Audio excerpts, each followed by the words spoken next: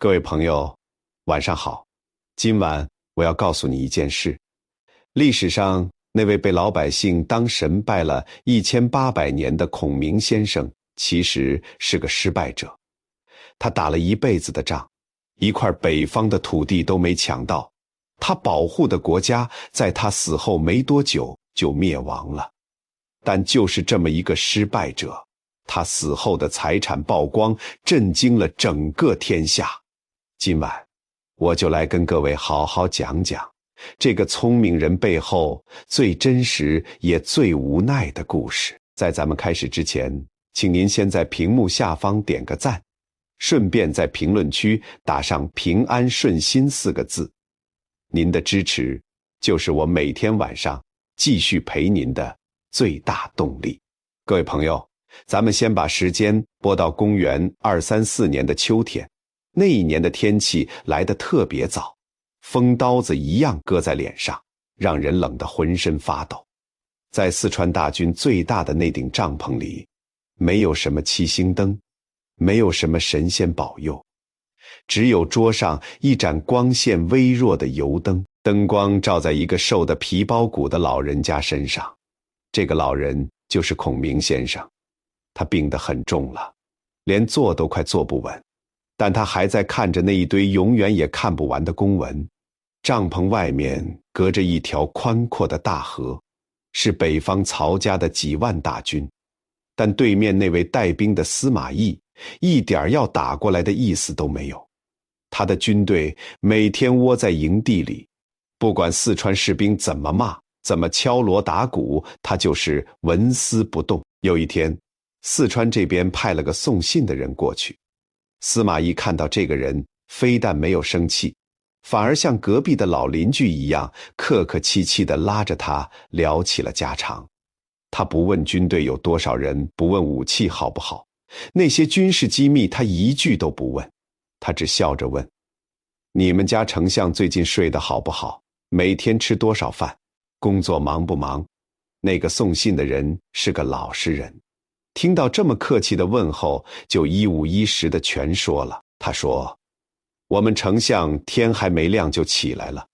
半夜3更大家都睡了，他还没休息。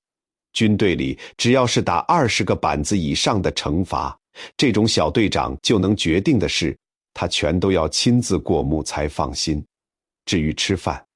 他一天吃进去的白米全加起来还不到3小碗。各位朋友，您听听看，一个管着几十万人的大官，一天吃不到3小碗饭，还要管士兵打架被罚20个板子这种微不足道的小事，这哪里是人在过日子？这根本就是一台不用休息的机器。司马懿听完这些话，并没有因为刺探到情报而高兴地跳起来，他只是站在原地，看着远方的天空，深深地叹了一口气，转过头对身边的人说：他饭吃得那么少，每天管那么多细碎的事，连别人该做的他都拿来自己扛，这样的人怎么可能活得长久？那天晚上，在微弱的油灯下，真实的孔明先生根本不是电视上那种摇着羽毛扇，笑眯眯就能把敌人消灭的神仙。他是一个心里充满焦虑，对每件事都要管到底的固执老人。各位朋友，你想想看，一个当到丞相这么大的官，为什么连打20个板子这种小事儿都不肯放手？原因其实很简单，因为他心里害怕，他根本不敢松开那双手。他身后是整个四川那一点点可怜的人才，就像一张薄薄的纸，随便一戳就破了。当年跟着一起打天下的老朋友老将军早就走光了，新的年轻人又还没长成。他看了看身边，根本找不到一个可以让他放心把事情交出去的人。而在他对面，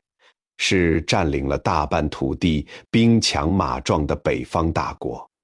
曹家那边有无数聪明人，有无数粮食和兵马，用一个四川去对抗整个北方，在数字上来看，根本就是一道怎么算都赢不了的死局。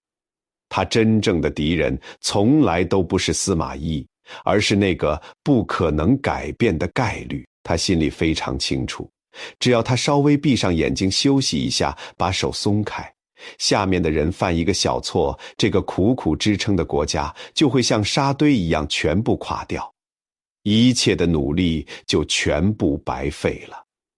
所以他只能用透支自己身体的方法，拼了老命去弥补这个根本不可能成功的计划。他就像一个在悬崖边走钢索的人，手里还同时转着好几个盘子，不能有一丝放松。因为掉了一个，他和整个国家就会摔得粉身碎骨。我们很多老人家在家里也是这样，看到媳妇洗碗怕洗不干净，看到儿子带小孩怕带不好，什么事儿都要插手，其实都是因为心里缺乏安全感，怕事情做坏了没办法收拾。可孔明先生面对的不是一个家庭，而是一个国家的生死存亡。那么他这种对失控的极度恐惧到底是从哪里来的？各位朋友，咱们把时间往回拨到他12岁那年，很多人对他的印象是个生下来就不吃人间烟火的天才，穿着飘逸的衣服，在深山里弹琴下棋，喝着好茶，谈论天下大事。但今晚我想请大家把那些美化过的画面先放一边，去看看那个站在废墟里的12岁小男孩。只有你明白了那个小孩心里有多害怕，你才会懂他后来为什么那么固执，为什么对所有规矩都要求得那么严格。那一年北方军阀曹操因为父亲在南方被杀，找了个报仇的借口，带着大军往南冲过来。曹操当时非常暴怒，下令军队看到人就杀，不管老人还是小孩。那场战争打得极为惨烈，历史书上只写了4个字，叫做河水不流。各位朋友，这4个字听起来简单，背后的意思却让人头皮发麻。这不是说那一年干旱河水断了，而是说那条大河里堆满了老百姓的尸体，多到把河道给堵住了，让水都流不下去。那个时候，孔明先生才刚好12岁。虽然他家在河的东边，没有直接受到最大的冲击，但那漫天的火光，那些可怜人的哭喊声，那到处弥漫的烧焦气味，成了他一辈子都忘不掉的噩梦。各位朋友，你想想看，一个从小家境不错，爸爸和叔叔都是当官的，每天只要乖乖在书房读书的小孩，突然有一天，他熟悉的世界整个崩了，没有了邻居间的客气问候，没有了按时吃饭睡觉的安稳日子，只剩下漫天大火和那条不再流动的红色河水。人命在那个时候比路边的杂草还要不值钱。这种惊吓对一个12岁的小孩来说，是会把心彻底掏空的。很多小孩遇到这种可怕的事情，长大后会变成2种完全不同的人。一种人觉得这个世界就是比谁拳头大，谁狠谁活，讲道理没用，于是长大后变成一个为了利益什么坏事都敢做的人。另一种人对这种混乱产生了深深的恐惧，这辈子唯一想做的事就是把所有规矩定得死死的，让每一件事都在自己的绝对控制之中。因为不守规矩就代表混乱，混乱就代表会死人。孔明先生很明显是后面这种人。他后来管理国家时，那种对法律条文一点都不肯通融的态度，那种连小兵打架都要亲自过问的习惯，全都是从小留下来的心理阴影。他的潜意识里一直有个声音在警告他，如果我不把每件事都盯紧，如果我不把规矩建得像铁桶一样坚固，那12岁那年看到的惨烈画面，那条红色的河水就会再一次发生。他宁愿累死，也不愿看到一点点的失控。他的伟大，其实是从恐惧里长出来的。那场逃难也是一堂非常残酷的地理课，因为打仗，他变成了没有父母可以依靠的孤儿，只能跟着叔叔带着年幼的弟弟，开始在半个中国到处流浪。他们从山东的老家出发，跨过一条又一条的河，走过一座又一座的山，穿过无数的树林和荒野，最后才跑到了南方一个叫荆州的地方。这一路几千公里，全靠2条腿一步一步走出来的。他不是那种只会坐在房间里看地图、纸上谈兵的书呆子，他是用自己的脚板亲身量出了这个国家的破碎。他看过路边饿死的人，瘦得只剩一把骨头，眼睛死死盯着天上。他看过拿着大刀的军阀怎么欺负老百姓，也看过那些失去家园的难民眼神里有多绝望，那些母亲抱着死去的孩子哭泣的声音，他一辈子都忘不了。所以后来，当那些有钱人家的公子哥在喝茶谈论国家大事的时候，孔明先生脑海里浮现出来的不是那些文绉绉的口号，而是那些真实的高山流水，还有那些在泥巴里为了活下去而拼命挣扎的普通老百姓。这种懂得民间疾苦的心，是他和别人最不一样的地方。到了荆州之后，日子总算稳定下来了。他的姐姐们嫁给了当地有势力的大户人家，他自己后来也娶了一个很有背景的老婆。他老婆的父亲是当地很有名望的人，虽然大家都说他老婆长得不好看，但他一点都不在乎，因为他看重的是才华和智慧。有了这些亲戚的帮忙，他虽然住在乡下种田，但对外面的消息却是非常清楚。叔叔过世之后，他在乡下找了块地，盖了几间茅草屋，开始了一边种菜一边读书的日子。这一住就是整整10年，从一个10几岁的少年变成了一个20几岁的成年人。但各位朋友，如果你以为他这10年真的是在山里睡大觉和种萝卜，那就大错特错了。他就像一个非常有心机的学生，正在为将来的大事业做准备。当时荆州有很多有学问的人，开办了让大家一起讨论学问的学校。孔明先生在那里交到了几个非常聪明的好朋友。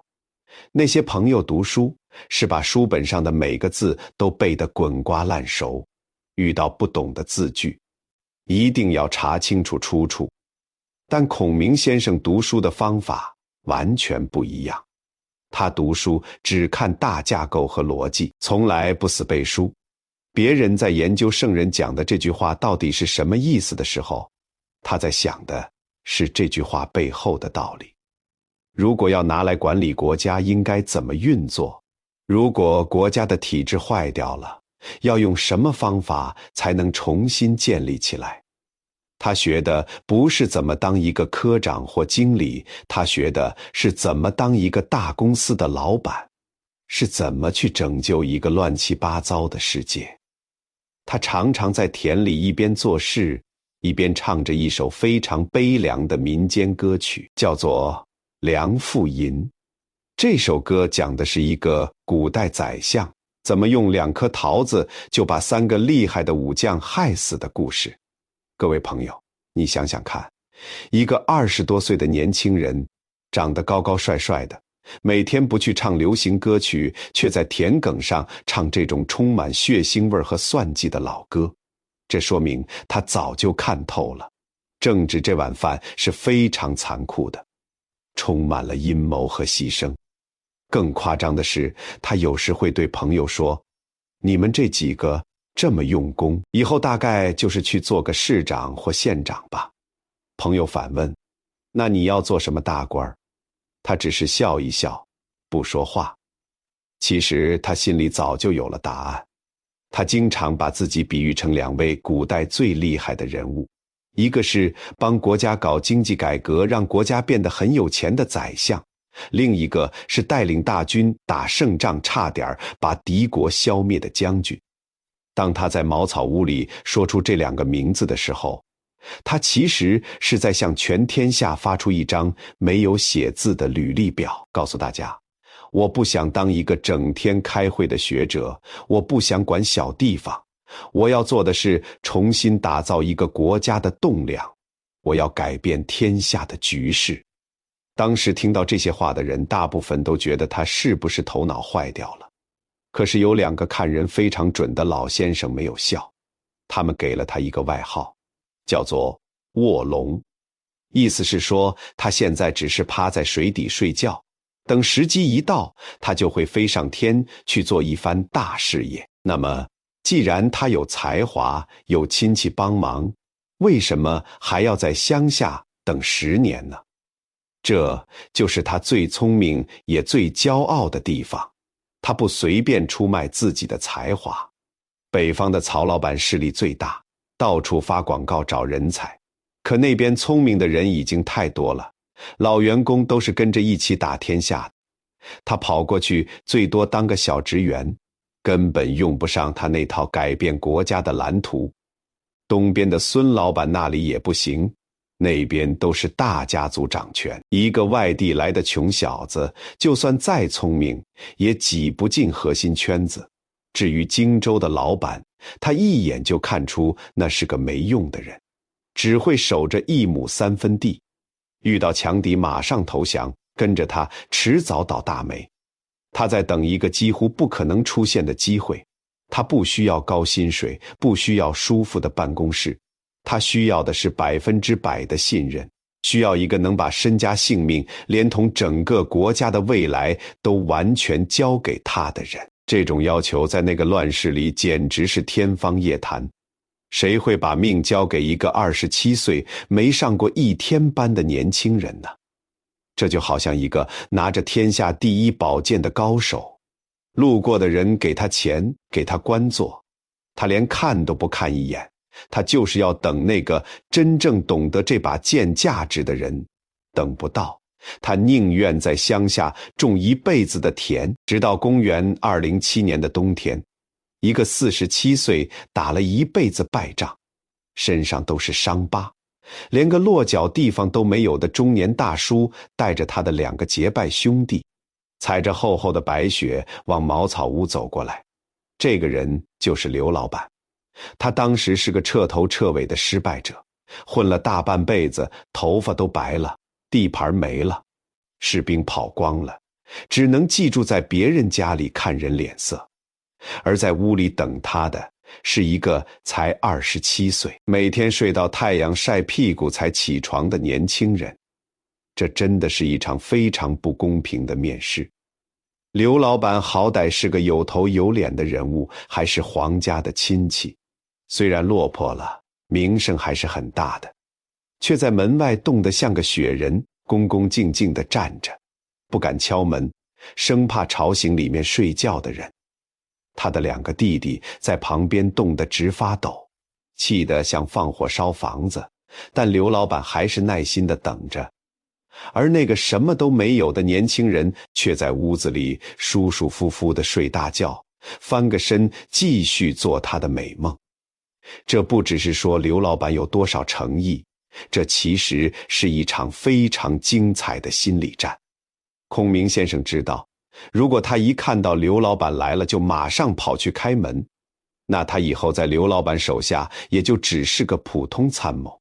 刘老板根本不会把他当回事。他就是要让这个焦急的中年人等到心慌，把他身上最后一点大老板的傲气都给冻僵了，他才能像个救星一样出场。只有这样，刘老板以后才会对他言听计从。门终于开了，里面没有神奇的光芒，也没有什么法阵，只有一个刚刚睡醒的年轻人揉了揉眼睛，拿出一张大概是他自己手工画的地图，铺在简陋的木桌上。这就是历史上著名的隆中对策。名字听起来很伟大，用我们现在的话来说，就是一份非常精准的市场分析报告。刘老板当时最大的痛苦是什么？就是他整天打仗，却根本不知道为了什么而打。今天帮这个人，明天帮那个人，每天逃命，像只无头苍蝇到处乱撞。孔明先生没有教他怎么打架，也没有教他怎么训练士兵。他的手指在地图上，指着北方那一块红色地方说：那边曹老板太强大了，你绝对打不过他，千万不要去惹他。接着他指着东边蓝色的地方说：那边孙老板根基稳固，你只能跟他做朋友，不能去抢他的地盘。刘老板听到这里，冷汗都要流下来了，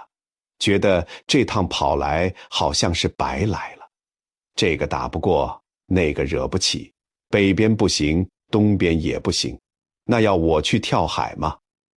就在这个时候，孔明先生的手指点在地图的西南边，也就是荆州和四川的位置，眼神突然变得非常锐利。他对刘老板说：这两个地方现在的老板都是没用的胆小鬼，守不住自己的产业。这两块风水宝地根本就是老天爷特地留给你的机会。只要把这两块地方拿下来，连成一条线，就能在曹老板和孙老板的夹击下找到活路。有了土地和粮食，就可以慢慢训练军队。等到北方出了乱子，就可以分两路打回去。这不只是一套战术，这是一个未来的大蓝图。以前刘老板的军师只能告诉他明天怎么逃命，只有这个27岁的年轻人第一次清清楚楚地告诉他，你的最终目标在哪里，你的公司以后可以开多大。那一刻，47岁的刘老板大概是这辈子第一次感觉到，眼睛里终于看到了希望的光芒。不过理想总是很美好的，现实却总是充满残酷的考验。才过了1年，孔明先生的伟大蓝图差点变成一张废纸。北方的曹老板亲自带着大军像乌云一样压了过来。荆州的老板生病过世了，他的儿子是个软骨头，看到敌人来了就开城门投降。刘老板又一次变成了到处逃命的可怜虫，带着老百姓一路跑，后面骑着快马的军队紧追不舍。逃到江边的时候，刘老板看着身边剩下没几个人，个个受伤，连饭都没得吃的队伍，绝望地问孔明先生：我们现在该怎么办？难道真的要死在这里了吗？这是孔明先生面对职业生涯最大考验，也是最危险的时刻。如果不想办法，刘老板这个公司今天就要倒闭，所有人要掉脑袋，他的伟大蓝图就成了大笑话。孔明先生看着滚滚的江水，脸上没有一丝害怕，平静地说：我去东边找孙老板帮忙。他坐着一艘孤零零的小船，顺着江水往下走，跑到充满敌意的东吴那边去。这完全是一场赌博，他的筹码是0，他要代表一个快被打死只剩半条命的刘老板，去说服兵强马壮的孙老板，让孙老板把身家性命和整个东吴的未来都压在这个看起来一定会输的赌局上。这听起来简直是疯了。到了那边，迎接他的不是欢迎的队伍，而是那些劝孙老板赶快投降的老臣。他们觉得曹老板势力太大，军队多得数不清。如果投降还能保住位置和家里的财产，如果打，那就是拿鸡蛋碰石头，肯定粉身碎骨。如果孔明先生跟他们讲道理，比较谁的军队多，谁的武器好，那绝对讲不赢。因为数字摆在那里，曹老板的人数就是比东吴多好几倍，所以他根本不理那些老臣，也没有浪费时间跟他们吵架。他的目标只有一个，就是当时才26岁，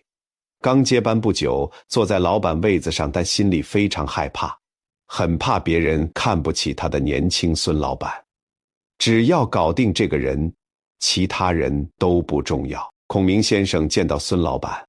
没有哭着求他帮忙，也没有苦苦哀求，反而用了一种非常冒险的方法，也就是激将法。他故意用一种很看不起人的口气对孙老板说，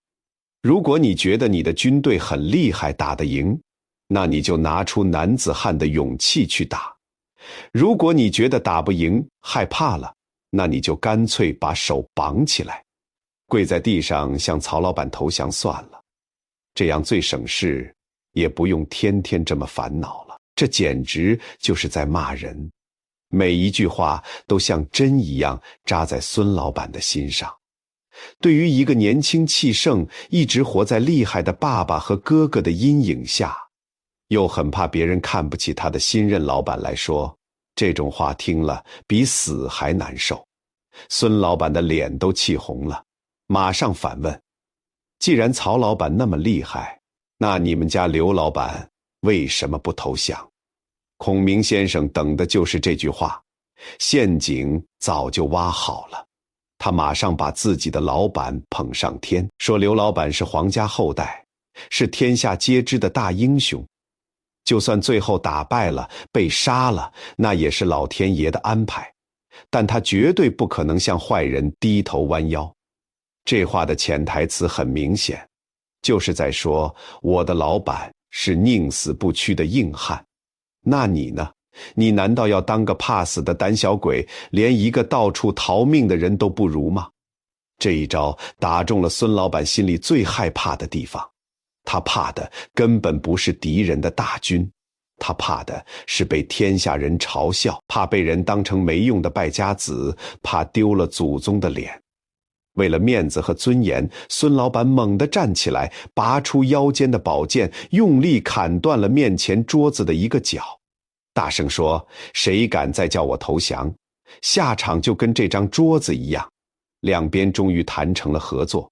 这才是孔明先生在那场大战里最大的功劳，也是最关键的一步。他不需要借东风，因为要控制一个人的心思，激发一个人的勇气，比控制天气还要困难太多了。他就像走在钢索上的杂技演员，用那张厉害的嘴巴准确地抓住了人性的弱点，把两家本来各怀鬼胎的公司死死地绑在一起。最后在赤壁，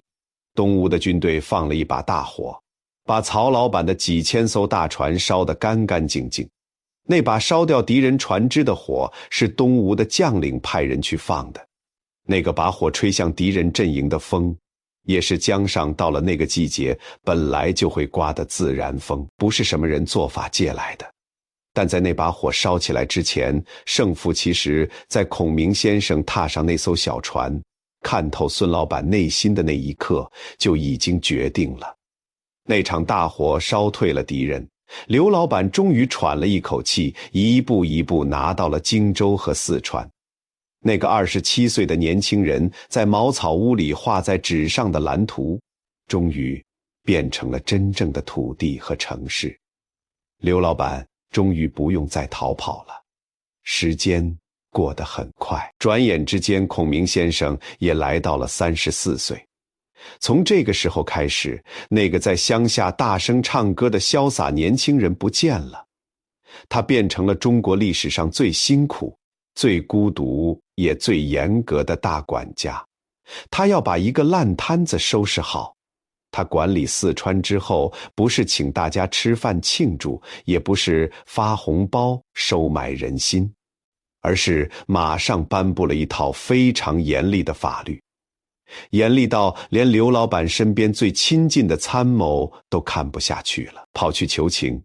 说以前的老板都很宽容，凡事好商量，现在天下这么乱，大家日子都不好过，您把规矩定得这么严，动不动就抓人，是不是有点太狠了？可是孔明先生的回答让大家都吓了一跳。他非常冷静地分析说，以前的老板就是因为太心软，想做好人，不管好坏人都不处罚，导致那些有钱有势的人根本不把规矩放在眼里，随便欺负穷人，弄到最后整个社会乱七八糟。现在如果再不管严一点，这个地方根本管不住，很快就会失去控制。乱世必须用重罚，只有把规矩立起来，保护了弱小的人，这才是真正的仁慈。他不仅定了法律，还建立了一套做错事就一定要罚的制度，没有任何人可以例外。不管你是大官的亲戚，还是有功劳的老将，一律照罚不误，谁来讲情都没用。这种近乎强迫症的公平，让整个四川很快从一个乱七八糟、大家互相欺负的地方，变成了一个非常有纪律的国家。历史书上说，马路上有人掉东西都没人敢捡，晚上睡觉都不用关门，厉害的人也不敢欺负弱小的人，大家都乖乖按规矩做事。但是各位朋友，如果他只会处罚人，那他也只是个普通的警察局长而已。他之所以被大家当神一样尊敬，是因为他同时还在做一件非常厉害的经济大改革。他不但要管好纪律，还要让大家有饭吃。他看上了四川到处都有的桑树，发现四川织出来的丝绸花样非常漂亮，颜色鲜艳，手工又好，摸起来非常舒服，是当时全中国有钱人最喜欢的奢侈品。于是他专门成立了一个政府部门，派专人去管理和推销这些高级丝绸，鼓励老百姓多种桑树养蚕。他在写给下属的信里很直白地说，我们国家很穷，老百姓也很苦，要跟强大的敌人打仗，所有军费和购买武器的钱都要靠这些丝绸了。这真是一个非常绝妙的计划。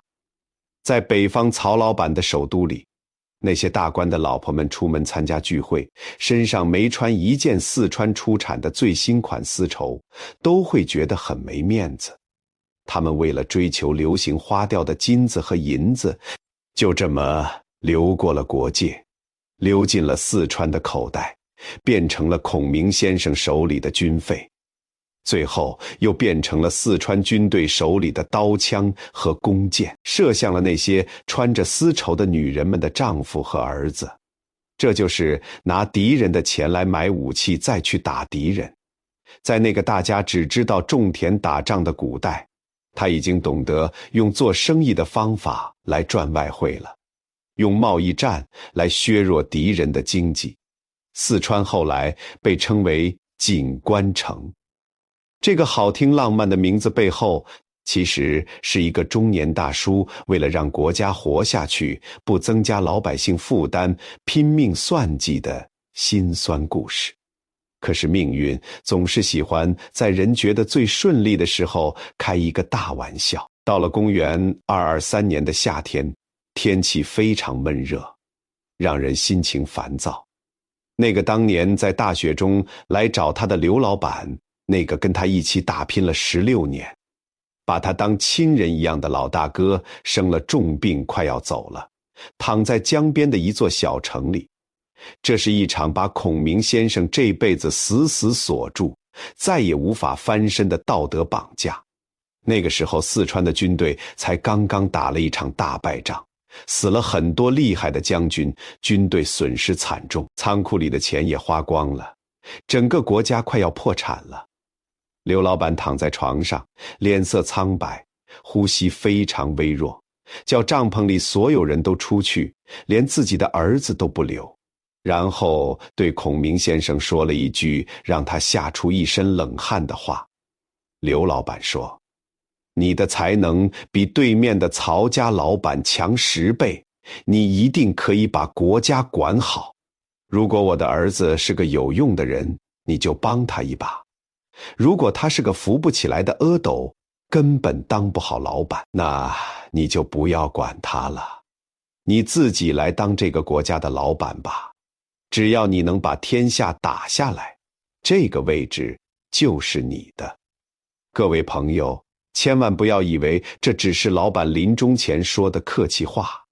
一个皇帝快要死的时候，手里还握着权力的时候讲出这种话，其实是一种非常恐怖的测试，也是一种完全不给人留退路的情绪勒索。刘老板心里很清楚，只有孔明先生能救这个国家，但他也怕孔明先生以后会欺负他的儿子，所以故意把话挑明了说。孔明先生听了是什么反应呢？历史书上写，他哭得满脸是泪，吓得全身发抖，趴在地上把头往砖头上磕，额头都流血了。他感动的是老板在最后关头这么信任他，但他心里更害怕的是这句话背后的意思。刘老板的意思其实是，我把整个国家连同合法性都交给你了，如果你不抢我儿子的位置，那你就得背上比皇帝还要重的责任。你要像个父亲一样照顾我的儿子，照顾这个破烂的国家，直到你累死的那一天为止。就这么一句话，几个字而已，孔明先生下半辈子的自由就彻底没了。他再也不是那个不高兴就可以辞职走人回茅草屋睡觉的军师了，他变成了这个破烂国家的老父亲，变成了这艘快要沉没的大船上唯一的舵手。他发誓会鞠躬尽瘁，死而后已。也就是说，除非他死了，否则绝对不会放下这份责任。从江边处理完丧事，回到四川的路变得非常漫长。42岁的孔明先生看着窗外的风景，看着那些疲惫的老百姓，他知道自己再也没有回头路了。接下来那几年是他这辈子最孤单也最忙碌的时候，他一刻都没有休息，亲自带兵到处平定南边的叛乱，想办法让经济好转，让农民有田种，又重新把军队训练起来，打造武器。他就像一个不用休息的修理工，每天拿着工具东敲西打，硬是把一家快要倒闭、负债累累的公司给救了回来，让他重新有了生机。然后就在国家稍微恢复一点力气的时候，他发动了第一次北伐，带着大军跨过大山，朝着北方进军。那一次是他离成功最近的一次，也是最让人觉得可惜的一次。因为动作太快，北方的军队根本没有防备，好几个城市看到四川的军队来了，就打开城门投降，对面的首都都吓得发抖。可是就在这个最关键的时候，一个叫马谡的人把一个最重要的阵地给弄丢了。那个阵地就像家里的大门，大门一丢，敌人就直接冲进来了。整个北伐的计划全部泡汤，前面的胜利全部变成了白费力气，大军只好无奈地撤退。这个犯了致命错误的马谡是谁呢？他是孔明先生最疼爱的学生，是他们经常半夜不睡觉，一起喝茶讨论战术的好知己。孔明先生在某种程度上把他当成年轻时候的自己，当成接班人在培养。但是现在马谡没有听他的指示，擅自改变战术，犯了这么大的错，导致北伐失败，他必须要死。很多人以为孔明先生流着眼泪杀掉马谡，只是为了维持军队的纪律，其实没有这么简单。当时四川的官员分成两派，互相看不顺眼。一派是跟着刘老板从外面进来的外地派，另一派是四川本地的本土派。外地派掌握了国家大权，本土派一直很不服气。马谡是外地派里非常核心、非常有前途的人物。如果孔明先生因为偏心不杀他，那些本土派的官员绝对会趁机闹事，说你执法不公，偏袒自己人。到时候整个国家马上四分五裂，爆发内乱。所以杀马谡不是为了出气，是为了给所有人一个交代，为了把国家重新团结起来。他要告诉大家，我连自己最亲的接班人、最喜欢的学生都杀了，心在滴血，你们谁还敢说我做事不公平？谁还敢在下面搞小动作？行刑那天，军队里安静的连一根针掉在地上都听得见。39岁的马谡被绑着跪在外面，孔明先生坐在帐篷里，眼泪像断了线的珍珠一直掉下来。他哭的不只是这个聪明的学生，他更心痛的是，他这一刀砍下去，把他辛辛苦苦培养多年、寄托了无数希望的接班人都给砍断了。他突然发现，当年一起在茅草屋聊天、一起打拼的老朋友、老战友关将军、张将军，他们都不在了，连刘老板也走了，而新的年轻人又还没长大，还不能担起重任。在这条根本不可能成功的北伐路上，他连一个可以商量事情的人都找不到了。那个当年在乡下谈笑风生，觉得天下尽在掌握的年轻人，已经变成了一个孤零零、头发花白的老头子。他坐在空荡荡的帐篷里，听着风声吹打着帐篷，看着手里冰冷的公文。他知道，从今天开始，所有的责任、所有的压力和所有被骂的黑锅，都只能他一个人扛下来了。这也许就是聪明人的悲哀。你因为看得比别人远，想得比别人深，所以注定要承受比别人更多的痛苦和孤独。后来的岁月里，孔明先生步入了晚年，身体越来越差，咳嗽也越来越严重。很多人在后代都在骂他，觉得四川那么小，老百姓种地已经很辛苦了，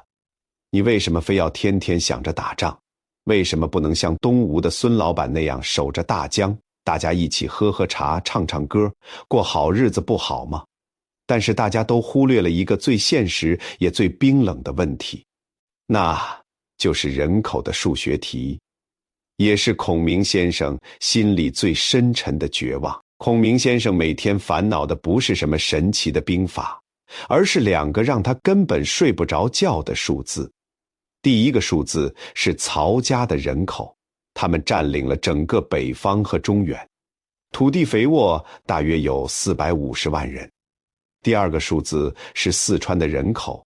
就算把刚出生的婴儿和70、80岁的老人都算进去，满打满算也不到100万人。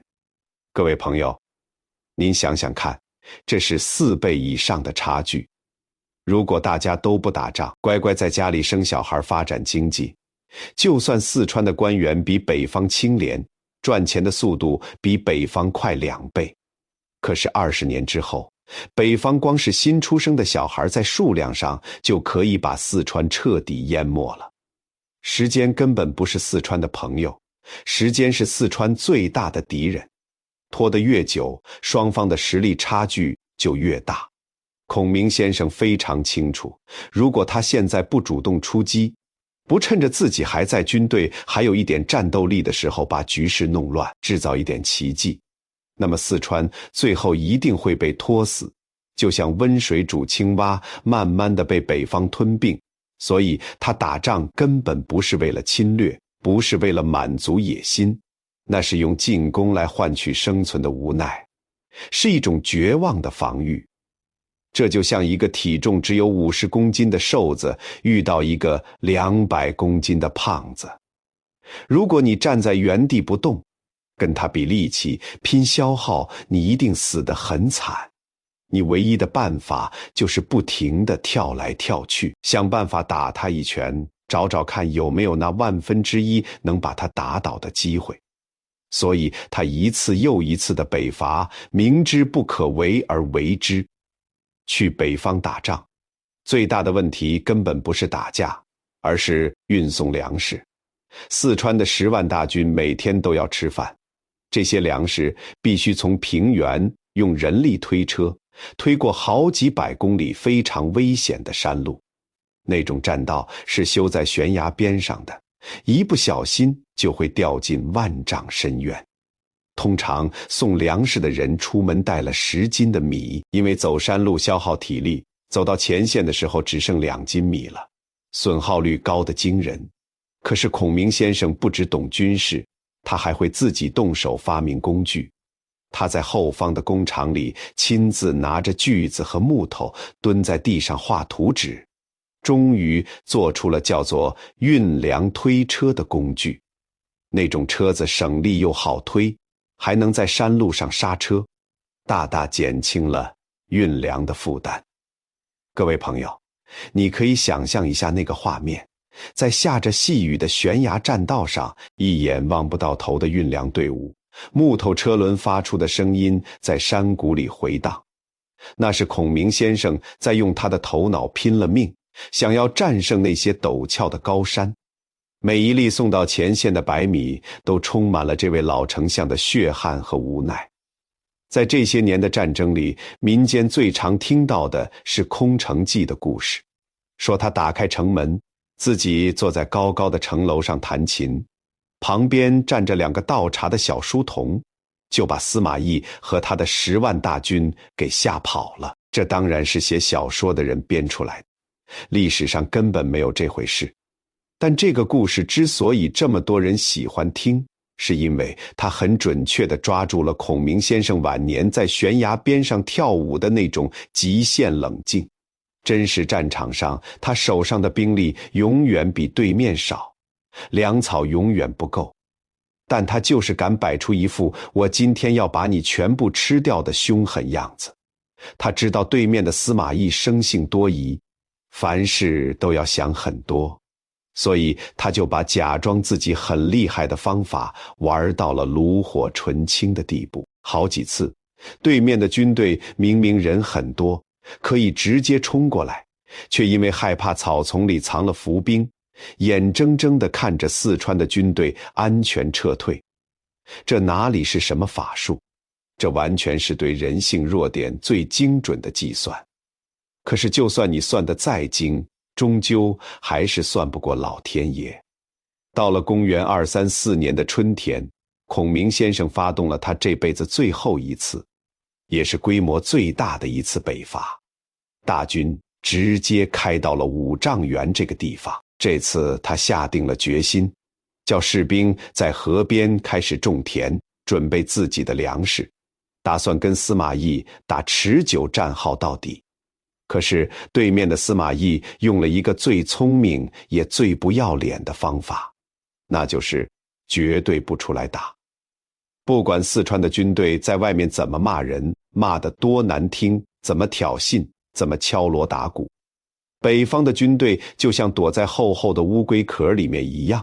动都不动，城门紧闭。司马懿心里算得很清楚，你孔明是个天才，我硬打一定打不过你，我也不想冒这个险，但我跟你耗时间，我绝对赢。你的粮食从大老远运过来，每一天都在消耗，我的粮食就在旁边，随时可以补充。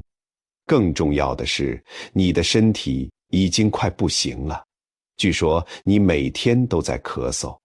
而我可是健康得很，我们就来比比谁活得比较久。两边这样僵持了100多天，孔明先生为了把司马懿逼出来，做了一件非常不符合他平时文雅形象，甚至可以说是很绝望的事情。他派人送了一个精致的盒子给司马懿，北方的将军们以为是挑战书，兴奋地打开一看，结果全都气炸了。里面装的不是什么信件，而是一套女人穿的衣服和首饰，还有一些胭脂水粉。在古代，这是对一个带兵将军最大的人格侮辱。意思是说，你像个缩头乌龟，不敢出来打仗，连一点男子汉的血性都没有，干脆穿上女人的衣服回后宫绣花吧，不要在这里丢人现眼了。北方的将军们气得拔出刀子，眼睛都红了，大喊着说要冲出去把四川的军队杀个片甲不留，绝对不能受这种气。可是司马懿的反应却让所有人都不寒而栗。他非常平静地拿起那件女人的衣服，不但没有生气，也没有拍桌子骂人，还笑眯眯地把衣服拿在手上比划了一下，就这样收下了这个侮辱人的礼物。接着他非常温和地拉着送信的人问起了孔明先生每天吃多少饭，睡几个小时，工作忙不忙的问题。当他听到一天吃不到3小碗饭，还要管打20个板子这种小事儿的时候，司马懿心里就彻底放心了。他知道孔明先生绝对活不久了，因为这么大的工作量加上这么少的饭量，铁打的身体也受不了，就像一台没有机油的引擎还要全速运转，迟早会烧坏的。秋天的冷风吹落了树上的叶子，吹进了微冷的帐篷。孔明先生的身体就像一盏快要烧干的油灯，火光越来越弱，慢慢地暗了下去。他知道自己不行了，开始交代后事。这大概是历史上最凄凉的遗言了。他当了这么多年的大官，没有要求国家给他办大型的丧礼，没有要求风光大葬，也没有要求立什么高大的纪念碑来歌功颂德，甚至连遗体都不打算运回老家四川。他跟身边的人说，我死了之后随便挖个洞，把我埋在最前线的定军山头上就好，只要放得下一口棺材，不要弄个大坟墓，也不要种树做记号，给我穿平常穿的粗布衣服下葬就好，千万不要放任何金银财宝在里面。他就算死了，也想待在这个他战斗了一辈子的地方，看着军队往北方的路，等着看到光复天下的那一天。更让人感动的是他对自己财产的清点。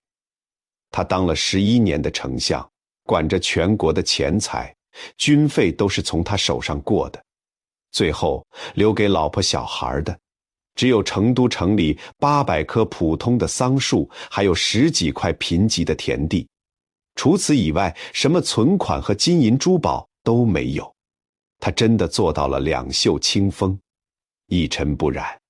他把这辈子所有的聪明才华给了刘老板，把自己宝贵的健康给了国家，把生命献给了那条永远走不完的北伐之路，最后只把自己的清白和问心无愧留给了自己。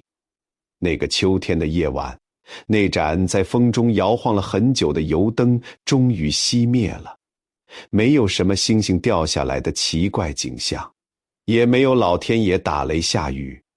只有一个辛苦了一辈子的老人家，带着无数的遗憾，轻轻地闭上了眼睛，永远休息了。但他在走之前，还是强撑着最后一口气，留下了最后的计划，安排大军按照步骤安全地撤退，保护了国家最后的实力。当司马懿追来的时候，又被四川的军队按照孔明先生的遗迹，假装要反击的样子给吓退了，不敢再追。司马懿来到孔明先生留下来的空营地，看着里面即使撤退了，灶台和帐篷的位置还是排得整整齐齐，一点都不混乱，地上也没有丢弃的武器。